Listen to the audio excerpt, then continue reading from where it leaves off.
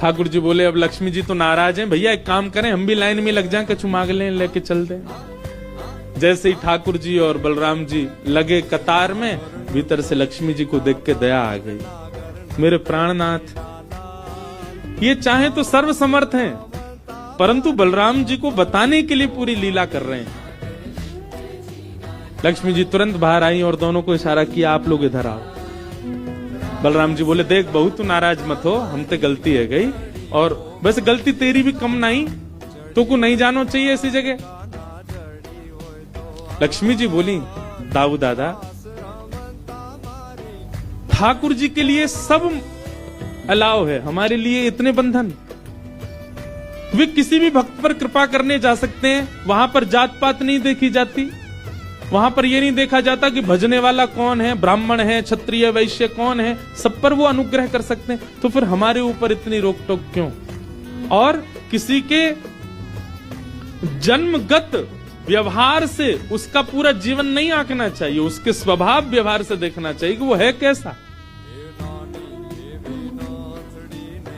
कहां आप कहते हैं कि ब्राह्मण सर्वश्रेष्ठ, वो देर देर तक सो के उठ रहे हैं, उनके यहां शुद्धि नहीं, वस्त्र 4-4 दिन तक पहन रहे हैं, एक महीना एक ही धोती में निकाल रहे हैं।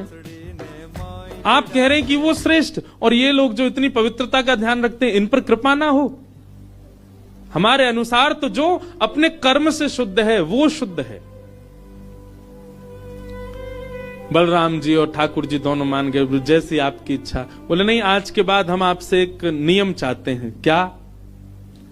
बोले श्री जगन्नाथपुरी में नियम कर दीजिए। बोले क्या?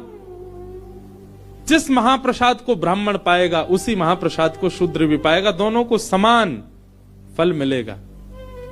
और यहां महाप्रसाद का ऐसा नियम रखा जाए कि अगर एक ही पत्तल में दोनों बैठ करके पालें तो दोनों को समान पुण्य प्राप्त होगा। महाप्रसाद पाते ही, अन्य तीर्थों में तो बहुत साधन करने पड़ेंगे, पर पुरी में आकर के कोई एक तिनका भी यदि महाप्रसाद का पाले तो उसको सर्व साधनों का फल प्राप्त हो जाए।